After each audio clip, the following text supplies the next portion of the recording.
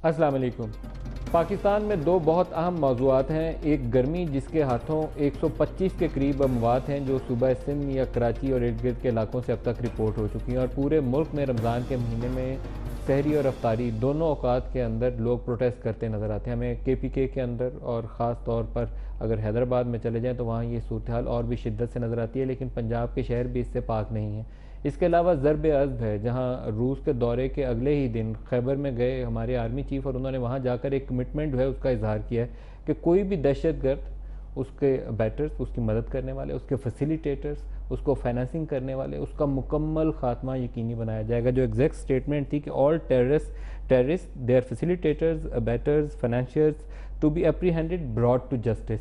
ये बड़ी important statement है क्योंकि ज़रब अज़ब के जो हम आगे बढ़ रहे हैं ये शहरी इलाकों में आना है। और शहरी इलाकों में हमें उसकी कुछ झलक इस तरीके से नज़र आई कि कराची के अंदर सुन्नी तहरीक के हवाले से, इसके अलावा कुछ मुल्क के दीगर इलाकों में जहाँ कुछ ऐसे ग्रोह थे जो कोयटा के अंदर और बाज़ दीगर जगह के अंदर बाज़ सेक्टेरियन आउटफिट्स को एक दूसरे की लड़ाई का सबब बने हुए थे, उनके ऊपर भी हाथ डालने का वक्त आ गया है। तो आज के प्रोग्राम में हम इन दोनों मौज़ूआत को डिस्कस करेंगे और हमारे साथ मेहमान शख्सियत हैं ख्वाजा मोहम्मद आसिफ, वफाकी वज़ीर दिफा और पानी और बिजली। ख्वाजा साहब, बहुत शुक्रिया, आप हमारे साथ शामिल हो रहे हैं। 125 अफराद हैं जो गर्मी की शिद्दत से मारे गए। शायद बिजली और पानी होता तो कुछ लोगों को बचाया जा सकता था। मैं कराची में ये मौत हुई हैं, बड़े अफसोस की बात है। इसमें रंज और दुख का इजहार किया जा सकता है। पानी जो है वो वहाँ पर रिस्पॉन्सिबिलिटी सूबाई हुकूमत की है। हमारा ministry of water and power का कथित तौर पे कोई ताल्लुक़ नहीं है। जहाँ तक बिजली का वहाँ पे ताल्लुक़ है, कराची में कुछ 600 मेगावाट तक हमारा ताल्लुक़ है और वो भी इनफॉर्मल हो गया हुआ है। एग्रीमेंट जब एक्सपायर हुआ है उसके बाद हम बाउंड नहीं है, हम 650 मेगावाट देने की दे रहे हैं कंटिन्यूसली दे रहे हैं। इसलिए दे रहे हैं कि कराची के आवाम की जो फलाह बहबूद है, उनका जो कंफर्ट है, उनकी जो ज़रूरियात हैं, उनको मद्देनज़र रखते हुए बावजूद कि एग्रीमेंट नया जो है वो साइन नहीं हुआ, हम 650 मेगावाट अभी भी दे रहे हैं। हमें पहले भी डिस्प्यूट था कि पुराने एग्रीमेंट में भी हम 650 मेगावाट CCI के डिसीजन के मुताबिक देने के पाबंद नहीं थे। ख्वाजा साहब, अगर बिजली भी दे रहे हैं आप, तो आपने तो चीखें निकलवा दी हैं। हैदराबाद देखें, इधर आप हैदराबाद में आप KPK के अंदर देखें, लोग शहरी के औकात में सड़कों के ऊपर टायर जला रहे होते हैं बजाय रोजा रखने के। जो हैदराबाद में जो 3-4 एरियाज़ हैं वो हाई लॉस एरियाज़ हैं, वहाँ से हमें रिकवरी जो है वो बहुत कम होती है, जिसकी वजह से हम बिजली वहाँ पे फ्राहम जो है वो कम कर रहे हैं। जिस तरह लोग अदा करते हैं, बिल अदा करते हैं, उसी तरह ही हम उनको बिजली प्रोवाइड करते हैं। हम वहाँ पे मुफ्त बिजली जो है प्रोवाइड करके जो कंज्यूमर पे करता है उस पर बोझ नहीं डालना चाहते। हैदराबाद में बिजली चोरी हो रही है जी, चोरी के ऊपर जो है प्रीमियम नहीं हम दे सकते। तो आप जहाँ बिजली चोरी हो रही है वहाँ बिजली नहीं देंगे? वहाँ पे बिजली जो है नहीं देंगे। जहाँ पे देखें ना, अभी एक मीडिया ने अभी रिपोर्ट किया है कि पिशार में थाना चमकनी, यकातूत, हश्तनगर थानों में बिजली चोरी हो रही है। मर्दान सर्कल में 18,000 कुंडे लगे हुए हैं। हमारे लोग जो है जब चोरी की बिजली पकड़ने जाते हैं, आपने इस्लामाबाद के नवाह में देखा, दो हमारे जो है मुलाजमीन को उन्होंने गोली मार दी, शहीद हो गए 2 मुलाजमीन। और हर जगह जहाँ भी ये चोरी होती है वहाँ पे हमारे मुलाजमीन को मारा जाता है, हमारे दफातर पे अटैक किया जाता है। ये जो बेल्ट है फाटा के साथ साथ जो रन करती है, मैं सेटल्ड एरिया की बात कर रहा हूँ, फाटा की बात नहीं कर रहा। 101 इस वक्त फीडर्स हैं जो 90% से ज़्यादा में वहाँ पे लॉसेस हैं, पेमेंट नहीं होती। 10%, 8%, 6%, 7%। तो 90% की फिर आपने बिजली बंद की है? जी बिल्कुल जी, आपको ये जुलूस निकालने वाले वही तो नज़र आते हैं। अच्छा, जहाँ बिजली चोरी है वहाँ आपने बिजली बंद कर दी? मेरी एक आपसे दरख्वास्त है, जो जहाँ जुलूस निकलता है ना वहाँ पे टेलीफोन करके, मेरी आपसे बिल्कुल मुद्दबाना दरख्वास्त है, फ़ोन करके ज़रूर पूछें कि इस फीडर के ऊपर लॉसेस कितने हैं। एक दिन जो है, पहला दिन जुमे वाला दिन एक जेन्युइन क्राइसिस थी जिसके लिए हम मादरत खा भी हैं और हम उसको एडमिट भी करते हैं कि 21,000 के करीब जो है डिमांड हो गई थी जुमे वाले दिन जो है। सर वैसे आपने रोज़ों में बांग करवा दिए पूरे पाकिस्तान? नहीं, मैं पिछले 2 दिन से मलिक साहब कहीं कोई शिकायत नहीं। आप कोई शिकायत है? 6,37,000 ट्रांसफार्मर हैं पाकिस्तान में। अगर वो पाकिस्तान के बने हुए हैं, वो इम्पोर्टेड नहीं है। पाकिस्तान में जिस क्वालिटी के ट्रांसफार्मर बनते हैं वो हमें भी पता है, इंडस्ट्री को भी पता है, सबको पता है। उसमें से अगर 5 या 6 या 7% ट्रांसफार्मर जो है लोड की वजह से उड़ जाते हैं 6,37,000 में से, तो कम से कम उसका तो अलाउंस देना कि बाकी 6.25 लाख हफ्ते को जो लोगों की चीखें निकली वो क्या वजह थी? वो तो हफ्ते में जुमे वाले दिन जो है रोजे का आगाज ही जो पहले रोजे में, रोजे के आगाज से ही वो 21 मलिक साहब 21,000 जो है मेगावाट चलेगी। 6,000 से ज़्यादा हमारा गैप हो गया। लेकिन अल्लाह का फजल है, हमने इंडस्ट्री बंद की है। शाम को 7 बजे से लेकर सुबह 4 बजे तक इंडस्ट्री को हम इलेक्ट्रिसिटी नहीं सप्लाई कर रहे, और इंडस्ट्री की जो बिजली है वो एक्सक्लूसिवली डोमेस्टिक कंज्यूमर्स को जा रही है। इसी औकात के दौरान जो है अफ्तार भी आती है, तरावी भी आती है और साथ सहरी भी आती है। तो ये पिछले परसों से, कल सुबह से या परसों अफ्तार से लेके कल की सहरी, कल की अफ्तार, आज की सहरी जो है अल्लाह का फजल है। मैं बिल्कुल वसूख के साथ, एतमाद के साथ कह सकता हूँ कि शाज़ो नादर आपको कहीं नज़र आए होंगे, जिस तरह हैदराबाद में आपको नज़र आया है, या 1-2 वाक़यात आपको फ्रंटियर में नज़र आए हैं। लाहौर में या गैपको में या फेस्को में या ISCO में या मैपको में आपको कोई बड़ी क्राइसिस कहीं भी इक्का दुक्का वाक़या नजर आएगा। तो रमज़ान जो है इंडस्ट्री की बिजली रात सारी बंद रहेगी? जी बिल्कुल, 7 से लेकर सुबह 4 तक। और वो डोमेस्टिक, क्योंकि वो तीनों औकात जो हैं, तरावी की नमाज, इशा और तरावी की नमाज भी, मगरिब की नमाज भी और फजर की नमाज भी, तीनों नमाजें जो है ना वो इस दौरानिए में आती हैं। ख्वाजा साहब, आपका 3रा साल है हुकूमत का आगाज़ हो चुका है। मैंने आपसे जब वो राजा परवेज़ अशरफ साहब के वो चल रहे थे रेंटल पार्स, बहुत प्रोग्राम किए थे, आप अदालत में भी गए थे, और मैं सपोर्ट करता था किस इशू को जितना ज़्यादा लीगली भी एड्रेस करना चाहिए और पोलिटिकली भी आपको चैलेंज करना चाहिए कि बेहतर हो। अब आप how do you feel now कि आप खुद वाटर एंड पावर मिनिस्टर हैं? मैं I feel terribly uncomfortable at times के बावजूद हमारी पूरी कोशिश के, भरपूर कोशिश के, प्राइम मिनिस्टर का मेरा ख्याल है कि इस इशू से ज़्यादा किसी और इशू पे फोकस नहीं है। हफ्ते में 3-4 घंटे की कैबिनेट कमेटी की मीटिंग हर हफ्ते होती है, और इसके अलावा जो बीच में आधे घंटे की, पौने घंटे की जो है, तकरीबन रोज़ाना कोई ना कोई इस इशू पे प्राइम मिनिस्टर साहब जो है वो मीटिंग ले रहे होते हैं। मैं अगर चाहूँ तो मैं आपको जो अचीवमेंट्स हैं हमारी पिछले 3 साल की वो आपको गिनवा सकता हूँ, लेकिन यहाँ पे गिला भी है। अब 1 साल हो गया है, हमने चकदरा ग्रिड स्टेशन के लिए 55 करोड़ रुपया जमा कराया हुआ है KP गवर्नमेंट को। आज तक हमें ज़मीन नहीं दी। मैंने पर्सनली रिक्वेस्ट की है चीफ मिनिस्टर साहब को, मेरे लिए वो बड़े मोहतरम है, कि आप उनके हल्के से हमारी ट्रांसमिशन लाइन गुजरती है, उसको अब अपग्रेड करना चाहते हैं, राइट ऑफ वे चाहिए। लेकिन प्रोविंशियल गवर्नमेंट, आप देखें ना कि थानों में बिजली चोरी हो रही है। नहीं तो लेकिन वो हम कुंडे जो है मर्दान सर्कल में ही उतार लें, तो वो जो चोरी की बिजली जो है, हम जो वहाँ पे जो मर्दान में जो लोग जो बिल दे रहे हैं उनको बिजली 18,000 कुंडे मर्दान सर्कल में सर लगे हुए हैं। अब मैं आप कहेंगे तो आपको बाकी फिगर्स भी ला दूंगा। तो लेकिन एक तो प्रिंसिपल डिसीजन हो गया कि जहाँ चोरी है वहाँ पे चोरी है, जहाँ हमें बिल नहीं मिलता, क्योंकि ऐसा कंज्यूमर जो बिल अदा कर रहा है वहाँ पे क्यों हम बोझ डालें उसके ऊपर? जहाँ चोरी है वहाँ बिल भी अदा करता है और साथ जो है वो जो चोर का जो है बोझ भी उठाए जो है। ये 2 काम तो नहीं हो सकते। ये तो फिर प्रिंसिपल पॉलिसी डिसीजन हो गया। बिल्कुल जी, पॉलिसी डिसीजन है। आपको जो हैदराबाद में नजर आया है, एक फॉल्ट था वो कल, उस कॉलोनी का नाम लियाकत कॉलोनी, वो फॉल्ट था। वो फॉल्ट हमने रिमूव किया है, मीडिया को साथ लेके गया है, मीडिया को अफ्तारी भी करवाई है वहाँ पे। अफ्तारी ना करवाया करें? नहीं, अफ्तारी करवाना पड़ती है जी, फिर नहीं तो रौला पड़े, वो फ्रेम नहीं सही बनता। तो वो जो है उनको जाके दिखाया है कि ये फॉल्ट दुरुस्त हो गया है, लेकिन जो है फिर सारी रात जो है वो चलाया उन्होंने वहाँ पे हैदराबाद का वो एरिया से जहाँ पे ट्रक। आप सिर्फ इतना किया करेंगे जहाँ आपको आपके दोस्तों ने आपको ज्यादा रगड़ा लगाया।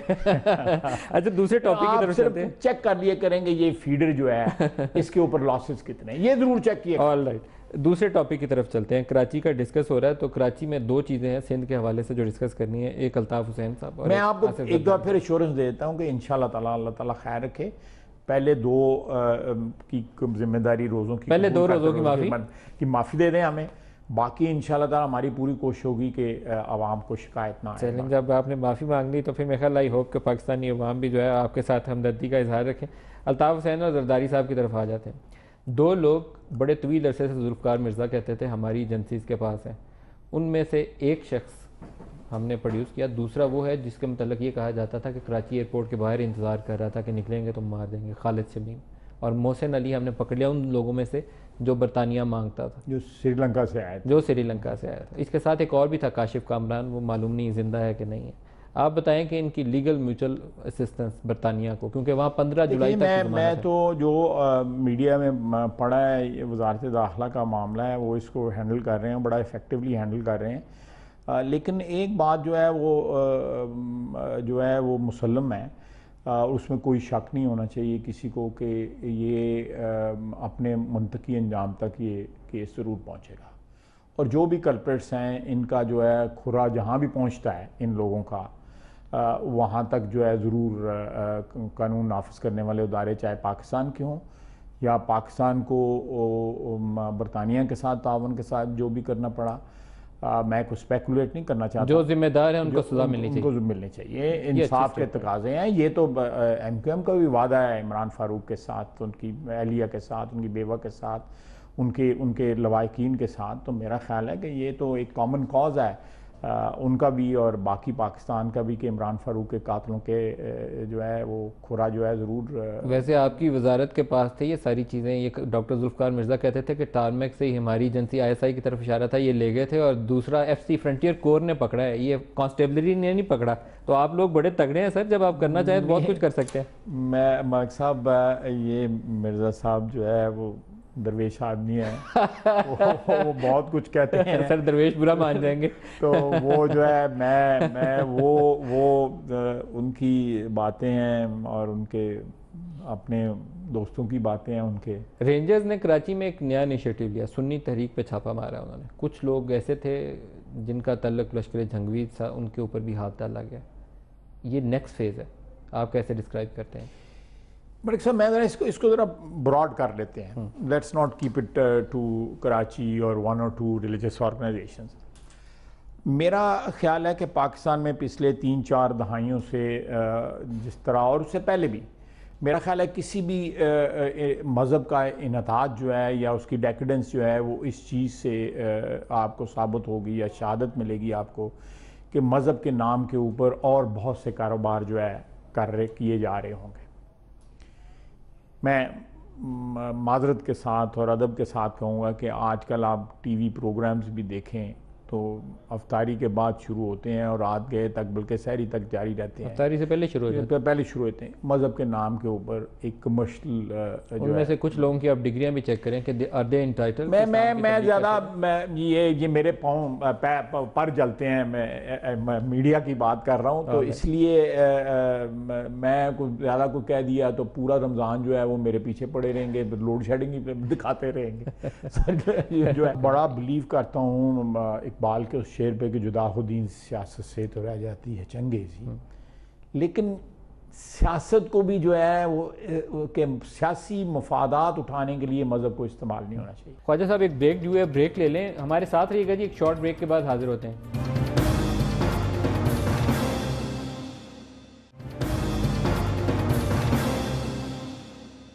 Welcome back. Khwaja Sahab, national action plan जो है वो इफ़ेक्टिवली तब इम्प्लीमेंट होता है कि सियासी मसलतों को बालाए ताक रख के उन लोगों के ऊपर हाथ डाला जाए, उनके गिरबानों पे हाथ डाला जाए, उनके चेहरों से नकाब उठाए जाएं, जिन्होंने पिछले 35 साल से मेरे और आपके वतन को जो है वो उसको एक मैदान जंग बना दिया हुआ है। जो स्पोर्ट बेस है, जिन ग्रुप्स का मैं नाम ले रहा हूँ, साउथ पंजाब है।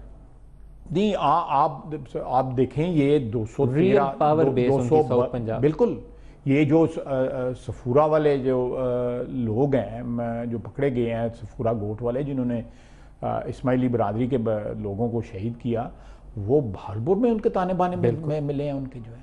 हाथ कब डालें? उनको हाथ पकड़े गए हैं। देखना, ये मैं सिंध गवर्नमेंट को भी उसका क्रेडिट देता हूँ, सिंध पुलिस को भी, इंटेलिजेंस एजेंसीज को क्रेडिट देता हूँ कि 3 दिन के अंदर पकड़े गए। बल्कि जिस शाम को हम वहाँ पे गए थे, वो तो आपने 5 पकड़े हैं। नहीं मैं नहीं अभी छत्ते को हाथ डालना है आपने, छत्ता उधर है अभी भी। नहीं, मैंने आपको पहले भी बताया था कि हम जब शाम को वहाँ पे वज़ीर आज़म साहब गए हैं, जनरल रहील गए हैं, सारे लोग वहाँ पे इकट्ठे हुए हैं, चीफ मिनिस्टर साहब थे, जरदारी साहब थे, सब थे वहाँ। तो उस वक़्त ही जिस कॉन्फिडेंस के साथ जो है एजेंसीज और सिंध पुलिस बात कर रही थी, उससे जाहिर होता था कि इन लोगों को भी लीड मिल गई हुई है। तो इसलिए मैं समझता हूँ कि ये बड़ी कमेंडेबल बात है कि उन लोगों ने इन लोगों को इतनी जल्दी पकड़ा। माजी में तो लोग पकड़े नहीं जाते थे, वाकया हो गया फारग जी, आगे चलो जी।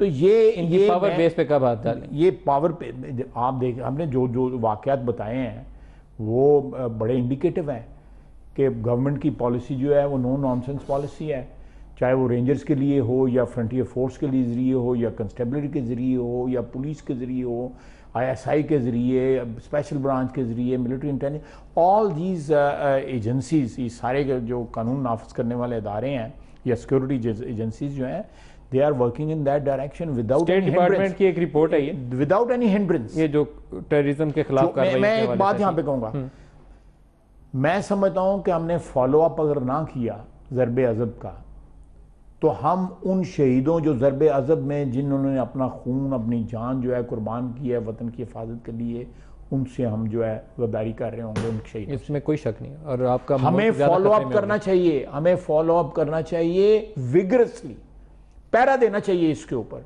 कि हम लोग जो है ये फॉलो अप इसका हो और हमारे शहर, हमारे मदरसे, हमारे स्कूल, हमारे कॉलेज, हमारी डिफरेंट इंस्टीट्यूशंस जो हैं पाक हो इनसे जो है। स्टेट डिपार्टमेंट की एक रिपोर्ट आई है, उन्होंने कहा नॉर्थ वजीरिस्तान में बड़ी सिग्निफिकेंट कार्रवाई की है फ़ौज ने, लेकिन साथ ही उन्होंने कराची का जिक्र करते हुए पैरा बड़ा इंटरेस्टिंग है जो उन्होंने लफ्ज़ इस्तेमाल किए हैं। उन्होंने कहा है कि यहाँ एथनिक ग्रुप्स हैं, यहाँ सेक्टेरियन आउटफिट्स हैं, यहाँ पर वो TTP के लोग छुपे हुए हैं और इसके अलावा militant wings of political parties हैं जिनके साथ सिक्योरिटी एजेंसीज बरसरे पे कार है। उन्हीं सिक्योरिटी एजेंसीज के ऊपर बड़ा अभी चढ़ाई हुई थी जब 230 अरब का उन्होंने कहा कि टेरर फाइनेंस जनरेट हो रहा है। उसके ऊपर आप क्या कहते हैं? देखिए मलिक साहब, ये सारा पैसा जो है ना, ये जो इकोलॉजी है टेररिज्म की, ये बेसिकली सपोर्ट इसी पैसे से होती है। कोई टैक्स डिक्लेयर या बैलेंस शीट से तो नहीं है ये पैसा जाएगा ना। आप रेंजर्स रिपोर्ट को इंडोर्समेंट दे रहे हैं? जी बिल्कुल, 100% मैं देता हूँ, मैं 100% देता हूँ। मुझे कोई इसमें जो है वो हेजिटेशन नहीं है ये कह कि कराची में इलिसिट कारोबार जो है पानी का और ज़मीन का करोड़ों अरबों खरबों रुपए में, बिलियंस एंड ट्रिलियंस में ये का काम हो रहा है वहाँ पे कराची में। कराची में के पीर मजरुल हक के, मर्दान शाह के, फिशरीज के नाम आए थे उस रिपोर्ट के अंदर, तो उसके ऊपर फिर फेडरल गवर्नमेंट कार्रवाई करेगी या रेंजर्स करेंगे या सिंध हुकूमत करेगी? रेंजर्स बेसिकली बुलाया हुआ है, सिंध गवर्नमेंट ने बुलाया हुआ है। आम तो जो है वो फेडरल गवर्नमेंट के ही है ना, रेंजर्स जो है वजारत दाखिला के अंडर ही वो आते हैं ना। मैं आपकी तरफ से ऑथोराइजेशन है? मलिक साहब, अगर सिंध गवर्नमेंट को कोई इतराज़ है तो सिंध गवर्नमेंट के आज से मेरा 10, 12, 15 साल पहले वो बुलाए गए थे वहाँ पे। और दूसरा ये जो आप कहते हैं ना कि इस रिपोर्ट के अंदर कराची की का जिक्र है, Karachi is a huge city, multi ethnic, एक मेल्टिंग पॉट बन गया हुआ है, मल्टी एथनिक, ज़बानें मुख्तलिफ बोली जा रही हैं, मुख्तलिफ नेशनलिटीज़ हैं वहाँ पे। इलीगल इमिग्रेंट बेशुमार आ गए हुए हैं, कोई अफ़गानिस्तान से आया हुआ है, कोई बांग्लादेश से आया है, कोई श्रीलंका से आया है, म्यांमार से आया है, कोई इंडिया से आया हुआ है, कहीं से आया हुआ है, इलीगल इमिग्रेंट्स वहाँ पे आए हुए हैं। वहाँ पे आइडल ये एक माहौल है, एक एनवायरनमेंट है जिसमें ये लोग जाके मर्ज हो जाते हैं, ये लोग जाके डिसिपेयर हो जाते हैं, सिमुलेट हो जाते हैं।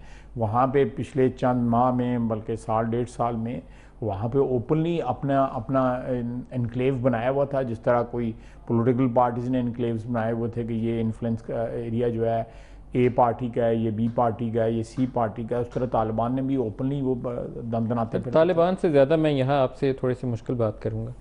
इसी रिपोर्ट के अंदर जब प्रेजेंटेशन हो रही थी अपेक्स कमेटी को, तो वहाँ ज़मीनों का जब तस्करा आया, फिशरीज़ का भी तस्करा आया, वहाँ पर ये सिंध बिल्डिंग कंट्रोल अथॉरिटी का भी तस्करा आया, वहाँ पर बहरिया का भी तस्करा आया जिसे लीड डेवलपमेंट अथॉरिटी बनाकर उसके साथ एक ज़मीन का बड़ा पैमाने के ऊपर उसके साथ लेन देन हुआ था। पाकिस्तान नेवी की बात कर रहे हैं आप?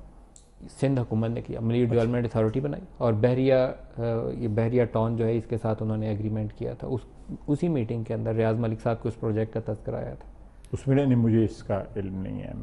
बहरिया टाउन ने उसके ऊपर रेंजर्स को ख़त भी लिखा है, उन्होंने वजाहतें दी हैं कि हमने ये ज़मीन मलीर डेवलपमेंट से ली है और ये ज़मीन है जो हमने प्राइवेट ओनर से ली है। लेकिन वहाँ कहा यह जा रहा है कि आपने लैंड टाइटल चेंज करके कब्रिस्तान, आपसे मुराद ये है कि जिन लोगों ने भी किया था, कब्रिस्तानों की भी ज़मीन दरमियान में है, सरकारी ज़मीन भी दरमियान में है, जो चाइना कटिंग कहते हैं कर लेते हैं, वो सारा कुछ चाइना कटिंग तो मुझे किसी ने बताया कि इधर कुछ 30-40 फुट सड़क छोड़ दी, इधर 30-40 फुट सड़क थी और 120 या 30 फुट की सड़क में बीच में जो है प्लॉटिंग जो सरकारी ज़मीन है उसी का लैंड टाइटल चेंज करके तो आप उसे ये कमर्शियल पर्पसेज में ले आते हैं। तो ये उस मीटिंग की प्रेजेंटेशन का हिस्सा है। ये जो चीज़ मैं आपको कोट कर रहा हूँ उसके ऊपर लेटर लिखा है इन्होंने, मेरे पास उसकी कॉपी भी है। लेकिन मैं आपसे जानना चाहता हूँ, वो साहब आपके भी साथी हैं, पंजाब हुकूमत के साथ भी काम करते हैं। कौन वहाँ पर रियाज मलिक। अच्छा। तो वहाँ पर आपने उन टेरर फाइनेंस की फंडिंग के लिए उस प्रोजेक्ट का तज़किरा किया, बहरिया के 2 प्रोजेक्ट्स का, कि सिंध हुकूमत ने इतनी ज़मीन दे दी सरकार की उनको। तो यहाँ आप कैसे डिफेंड करेंगे उनको? नहीं देखें, मैं तो एक टेरर फाइनेंसिंग एक जनरल बात कर रहा हूँ कि टेरर फाइनेंसिंग हमेशा इलीगल कारोबार से डिफिकल्ट इशू है, you have to address it. नहीं, इसमें हेड ऑन आपको डील करना पड़ेगा और फिर जब नहीं हेड ऑन डील करना पड़ेगा। मैंने तो शुरू में कहा है कि उसमें कोई मसलतें जो हैं वो कार फरमानी होनी चाहिए, उसमें नो आपके सामने या आपकी हुकूमत के सामने मसलियत आएगी? नहीं आनी चाहिए, बिल्कुल नहीं आनी नहीं चाहिए या आएगी? ये दो नहीं आएगी। मेरा ख्याल है कि नेशनल एक्शन प्लान की जो बात मैंने शुरू में की है उसमें जो है it's absolutely non negotiable. Zardari साहब ने इतनी चढ़ाई क्यों की? एज फॉर मियां Nawaz Sharif is concerned is absolutely non negotiable. Zardari साहब ने इतनी चढ़ाई क्यों की? मेरा ख्याल है कि वो थोड़ा विड्रॉल भी कर गए हैं। रिट्रीट तो कर ली, रिट्रीट तो उन्होंने, लेकिन पहले इनसे तो बजाई। पहले I don't know in what frame of mind he said those words, लेकिन बाद में जो है तमाम पार्टी जो है उसने वजाहतें भी की हैं, असेंबली में भी की हैं, असेंबली के बाद जो है मीडिया को भी एड्रेस किया गया है। तो मेरा ख्याल है कि उन्होंने फायर फाइटिंग करने की भरपूर कोशिश की है कि किसी तरह उसका जो असर जो है नेगेटिव जो है वो ज़ायल हो जाए। आप भी उस मीटिंग में शामिल थे जब मियाँ साहब कंसल्ट कर रहे थे कि आज ज़रदारी साहब से मिलूँ या ना मिलूँ? जी मैं चाहता हूँ। तो आपने क्या मशवरा दिया? ये आप मीटिंग की बातें मुझसे ना करवाएं, आप अपनी ज़ाती राय दे दें। ज़ाती राय क्या? देखिए मेरा ख्याल है कि कहा जाता है कि चौधरी निसार और ख्वाजा आसिफ 2 बंदे थे जिन्होंने, जो था मैं नाम लेके कह रहा हूँ, नहीं मैं 2 बंदों ने कहा कि मुनासिब नहीं है। राय का इज़हार कर देता हूँ, मैं फ्रैंकली अपनी राय का इज़हार करता हूँ कि जो माहौल था उस दिन उसमें वो बात गैर मुनासिब थी। उस माहौल में मीटिंग ना मुनासिब थी। जो माहौल उस दिन क्रिएट हो गया था उसमें वो मुनासिब नहीं थी। मेरा फ्रैंक ओपिनियन है। तो आपकी opinion I have come on record. बिल्कुल ठीक है, आपकी ओपिनियन को प्राइम मिनिस्टर ने रिस्पेक्ट किया। नहीं, मैं मेरे साथियों में की भी जो है मैं उसमें किसी की इस सिलसिले में नेगेटिव ओपिनियन नहीं थी। ठीक है, खैर आपने एक बड़ी वाज़ेह लाइन ले ली है। एक चीज़ और बता दें, जब हम कराची डिस्कस कर रहे हैं, अल्ताफ़ हुसैन साहब की और ज़रदारी साहब की उसके बाद आपस में बातचीत भी हुई है। अल्ताफ़ हुसैन साहब ड्यू टू वन रीज़न और दी अदर मुश्किलात में हैं। अभी भी 15 जुलाई उनकी ज़मानत की तारीख है मनी लॉन्ड्रिंग केस के हवाले से। और ये 2 बंदे जिसको आप सपोर्ट कर रहे हैं कि म्यूचुअल लीगल असिस्टेंस पे जाना चाहिए, तो ये उनके शायद भतीजे हैं या कज़न हैं उनके, उनका करीबी उनके साथ ही रहते हैं वहीं पे, जिनका तज़किरा है ये doctor Imran Farooq murder case के हवाले से। इफ्तिखार हुसैन उनका नाम है। तो ये दोनों केसेस, ये इनके लिंक्स आने वाले टेलीफोनिक कन्वर्सेशन उन्हीं के साथ जोड़ी जाती है। ये मामला बहुत ऊपर चले जाएंगे। कभी आपने इस पे गौर किया कि ये सिचुएशन डेवलप हुई, 15 जुलाई इज़ नॉट फार अवे, तो आपने क्या? मलिक साहब, मैं इसमें फिर ज़रा थोड़ी सी बात जो है थ्योरेटिकल करूँगा कि अगर हमने अपने माजी की गलतियों से जान छुड़ानी है, या जो हम माजी के हॉस्टेज बने हुए हैं, चाहे वो 80 की दहाई ले लें या पिछली दहाई ले लें, ये 2 दहाई हैं ना जो हमें, 90 की दहाई तो एक स्टेटस को में गुजर गई, लेकिन 80 की दहाई जो है अफ़गान वॉर की दहाई जो थी, या जो 9/11 के वॉर की दहाई जो थी, ये जो पिछली दहाई गुजरी है, इसके चुंगल से निकलने के लिए, इसके जो ये हॉस्टेज जो बने हुए हैं, हम उससे निकलने के लिए हमें ये सारी बात जो आप करनी, हमें बग़ैर किसी लैतोलाल के, बग़ैर किसी लगी लिपटी के, बग़ैर किसी सियासी मसलत से काम लेने के लिए वंस फॉर ऑल हमें जो है इन लेटर इन स्पिरिट जो है नेशनल एक्शन प्लान के ऊपर जो है अमल दरामद करना पड़ेगा। अगर नहीं करेंगे हम मुजरिम होंगे, आज भी मुजरम होंगे, आने वाले नस्लों के सामने भी मुजरम होंगे, तारीख के भी मुजरम होंगे। मैं अब फिर रिपीट करता हूँ 15 जुलाई की अगर जमानत कैंसिल हो जाती है तो are you ready for that? How to deal with the Karachi situation? देखिए, पिछली दफ़ा गिरफ्तार हुए थे अल्ताफ़ हुसैन साहब, तो कराची में कुछ नहीं हुआ था, नथिंग हैपेंड, यू नो। तो आप थिंग्स आर इन कंट्रोल। मेरी एक बात सुने, ये एक पाकिस्तान में जो होती है बात, तो उसको वो रिटेलिएट करते हैं, ये कराची बंद कराते हैं, ये पाकिस्तान में कुछ हो, कराची में कुछ हो, उसके लिए करते हैं। बरतानिया में जो कुछ हुआ उसके ऊपर कोई उन्होंने हड़ताल की कॉल नहीं दी थी, ना कोई धरना दिया था, ना तो मामला काबू में रहेंगे इंशाअल्लाह ताला जी। अगर बरतानिया का कानून हरकत में आता है और बरतानिया में अगर कुछ होता है, अगर वो उनको उसको रिहा कर देते हैं, फिर भी हमारे लिए काबिल एहतराम होगा। अगर वो उसको कानून और कायदे के मुताबिक उनको कुछ सज़ा देते हैं, हमारे लिए फिर भी वो काबिल कबूल होगा। तो इसमें तो कोई दो राय किसी की होने नहीं, ना उनकी होनी चाहिए, ना हमारी होनी चाहिए, ना किसी तीसरी पार्टी की होनी चाहिए। शहर बंद कराने का तज़किरा किया, तो आखिरी शहर बंद कराने की कॉल आपके बयान के ऊपर थी और वो कहते हैं कि ख्वाजा साहब को माफ़ी मांगनी चाहिए, है कोई ऐसा इरादा? मैंने ऑलरेडी एक प्रोग्राम में भी कहा है कि मैं माफ़ी नहीं मांगूंगा। मैंने आपके प्रोग्राम में जो बातें की हैं उनको उन्होंने बनाया है, बुनियाद बनाया है। मैं आप बता दें कि मैंने क्या कहा था। मैंने वो काबिल एतराज़ बात कही थी, कोई ऐसी बात कही थी जो किसी को जाली मैंने कहा हो, महाजर कहा हो, और किसी को मैंने असली महाजर कहा हो। मैंने कोई ऐसी बात नहीं की थी। मैंने ये बात ज़रूर की थी कि जो लोग होशियारपुर से, लुधियाने से, अमृतसर से, जलंधर से, कश्मीर से, जम्मू से महाजर होके आए, तो उनका भी तो कोई महाजर वो नहीं कहलवाते अपने आप को। तो ये भी सारे पाकिस्तानी हैं, सारे पाकिस्तानी अपने आप को। मेरे अपने माँ बाप उधर से आए, अमृतसर से। मैं बिल्कुल मेरे जैसे ही सारे पाकिस्तानी, मियां नवाज शरीफ मेरे जैसे सारे पाकिस्तानी। अब मुझे एक और बात, let me leave you with A thought. मुझे बताएं कि ये सारे महाजर जो है 47 में आए, जिन शहरों की मैं बात कर रहा हूँ, ये 47 में आए। बिहार वाले भी जो है वो भी 47 में वहाँ गए। उसके बाद जो 50 की दहाई में, 60 की दहाई में, 70 की दहाई में इन जगहों से जिनके मैंने नाम अभी लिए हैं, इन जगहों से माइग्रेशन नहीं हुई। चलिए, वो भी इसका मतलब है कि वहाँ पे कोई मुसलमान जो है कोई बचा ही नहीं था, या वो पाकिस्तान आ गया था या उसको मार दिया गया था पार्टीशन के वक्त जो है। तो ये मैं एक कंट्रोवर्सी नहीं स्टार्ट करना चाहता। मेरे लिए सारे महाजर जो भी ज़बान बोलते हैं, पंजाबी बोलने वाला महाजर, रोहतकी बोलने वाला महाजर, उर्दू बोलने वाला महाजर, बिहारी बोलने वाला महाजर, बंगाली बोलने वाला महाजर जो है, सारे मेरे लिए मोहतरम है। लेकिन मैंने कोई कतई तौर पे ऐसी बात नहीं की जिसके लिए मुझे माफ़ी का खास्तगार होना पड़े। अगर मैंने की होती तो मैं माफ़ी को मांगना बुरी बात नहीं है, बल्कि मैं समझता हूँ बहादुरी की बात होती है। मैंने बात ही ऐसी कोई नहीं की, इसलिए माफ़ी मांगना जो है वो उसका कोई मेरे कम अज़ कम ज़हन में कोई इस वक्त कोई गुंजाइश नहीं है, कोई गुंजाइश। ख्वाजा साहब, एक ब्रेक ड्यू है, ब्रेक ले लें, हमारे साथ रहिएगा जी। एक शॉर्ट ब्रेक के बाद हाजिर होते हैं।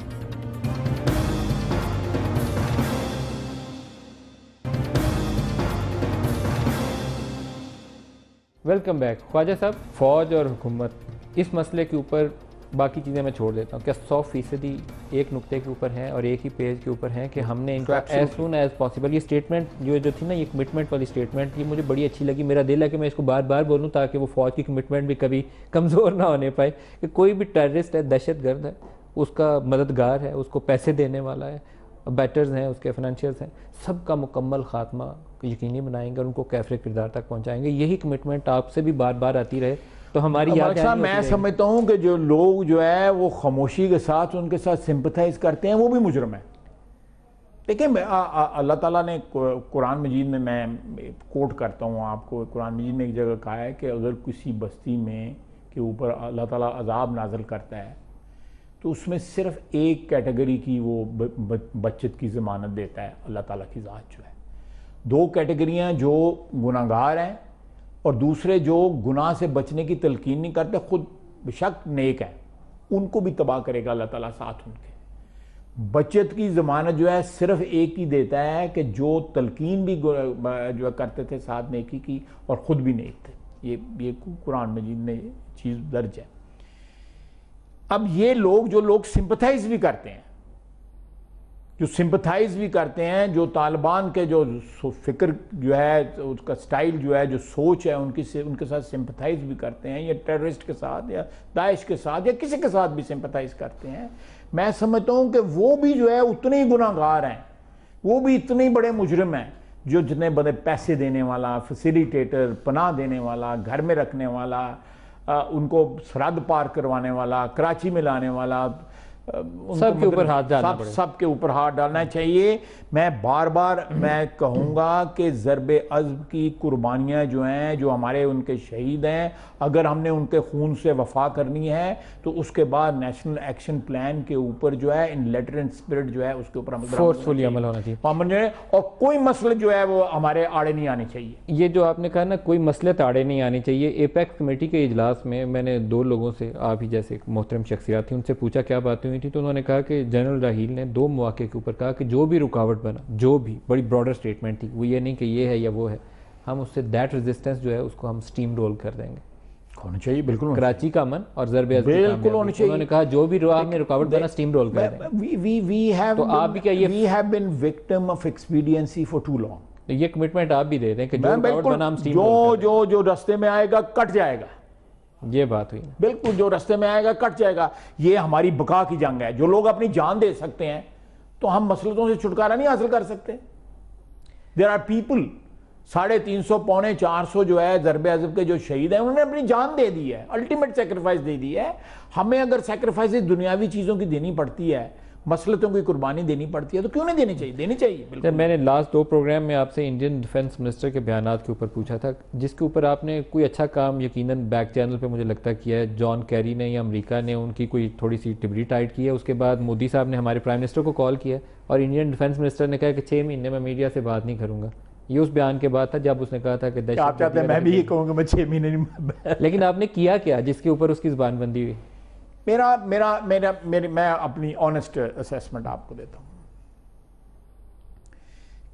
कि मियाँ नवाज शरीफ में मेरा लीडर है, उसने जो एक कंसिस्टेंट स्टांस रखा ना कि इस बर्रे सगीर की प्रॉब्लम्स का हल जो है अमन में है, गुफ्त शनीद में है, मसाइल के हल में है, जंग में नहीं है, टेंशन में नहीं है, इसमें एग्रेशन में नहीं है, कॉन्फ्लिक्ट में नहीं है। मेरा ख्याल है उसको इंटरनेशनली रिकग्नाइज किया गया। जो न्यू दिल्ली कहता था, जो इंडिया कहता था कि हमारे आपसी मामलात में अमेरिका से कोई बात नहीं सुनेंगे, उसी ने फिर अमेरिका के दबाव में आके प्राइम मिनिस्टर ऑफ पाकिस्तान को कॉल किया। देखें, ये मेरा ख्याल है कि मियाँ नवाज शरीफ इंडिकेट हुआ। मैं उससे 2 रोज पहले दबाव तो माना ना उन्होंने जी, मैंने जो कहते थे हम बात ही नहीं सुनेंगे। इसका मतलब है कि उनका जो वर्बल एक जो अटैक था, जो कॉन्टिन्यूसली की ज़बानबंदी हो गई, वो जो है उसको वो कंडेम किया गया है। और इंडिया को जो स्टांस था, जो प्राइम मिनिस्टर ने उनके जो ढाका में जो कुछ कहा, या उनका डिफेंस मिनिस्टर ने कहा, या इंफॉर्मेशन मिनिस्टर ने कहा, वो चीज़ जो है वो प्रिवेल नहीं की। मियाँ नवाज शरीफ की शाइस्तगी, मियाँ नवाज शरीफ की जो सुलह जोई या अमन की ख्वाहिश जो है, वो जॉन कैरी की टेलीफोन कॉल जो है, मैं आपको इससे 2 रोज कबल दैट आल्सो हेल्प दुश्मन या obviously, but they responded to his consistency, या दैट्स नवाज शरीफ कंसिस्टेंसी। ठीक है। वो मियाँ नवाज शरीफ ने ये बात बान की मून से भी की। उन्होंने कहा कि आप उनकी जो है वो गुफ्तगू जो है वो देखें, उनकी ज़बान जो इस्तेमाल करें देखें, और हमारी साथ पेशेंस देखें कि we are not resorting to the same sort of language which they are using. और साथ उन्होंने कहा कि आप लोगों का एक एजेंडा है अनफिनिश्ड, वो कश्मीर का आपने प्लेबिसाइड कराना है। आपको 67 साल हुए हैं उस रेजोल्यूशन को पास किए हुए, वेरी फोर्सफुली लास्ट ईयर यानी 2013 में सितंबर में ही very forcefully took up the matter of Kashmir. मेरी आपसे, मैं पहले भी आपको कह चुका हूँ, मैं दूसरे चैनल्स को भी कहता हूँ कि कश्मीर का इशू जो है ना वो मेन स्टे है इसमें, अमन के लिए हिंज करता है। अमन की ख्वाहिश जो है वो सारी की सारी उसकी बुनियाद जो है वो कश्मीर का इशू है। और कश्मीरी जो है आज भी बड़ी बहादुरी से अपनी जंग लड़ रहे हैं। हमें उनको उनका जो हमारे मीडिया को उनको सपोर्ट करना, बार बार इस इशू को बार बार इशू करना चाहिए, उसकी बैकग्राउंड, ताकि हमारी नई जनरेशन भी रूशनास हो ये इशू क्या है। अमर साहब, मैं एक दरख्वास्त करना चाहूँगा आपकी वसातत से आवाम को और बिजली के कंज्यूमर्स को कि गर्मी की शिद्दत जो है हमने 8-9 महीने जो है वो बिजली जो है भरपूर दी है, इंडस्ट्री को ज़ीरो लोड शेडिंग पे ले गए वो थे हमने, पिछले सितंबर-अक्टूबर से सिलसिला स्टार्ट हुआ है। तो ये पहला मौका है कि पिछले 2 दिन जो है पहला और दूसरे रोज़े क्राइसिस रही है। तो गर्मी की शिद्दत है, जनरेशन जो है ऊपर जा रही है आहिस्ता आहिस्ता, एकदम नहीं जा सकती। तो मैं दरख्वास्त करता हूँ कि ज़रा इसराफ से काम ना लें, बचत से काम लें, कंजर्वेशन से काम लें, जितनी ज़रूरत है बिजली की उतनी इस्तेमाल करें। और ये भी हो सकता है कि आप बिजली ज़्यादा इस्तेमाल करेंगे, आप अगले स्लैब में चले जाएंगे, आपका टैरिफ हाई हो जाएगा, फिर ये कंप्लेंट आएगी जी कि हमारा बिल ज़्यादा आ गया। खास तौर पर सहरी और इफ्तारी के वक्त अगर एयर कंडीशनर ना इस्तेमाल करें तो उससे बहुत लोगों की बचत हो जाएगी। ये मेरी आपसे बिल्कुल सही। ख्वाजा मोहम्मद आसिफ साहब, वफाकी वज़ीर दिफा और पानी और बिजली, बहुत शुक्रिया आज के प्रोग्राम में आप हमारे साथ रहे। आज के प्रोग्राम से इतना ही, इजाज़त दीजिए, खुदा हाफिज़।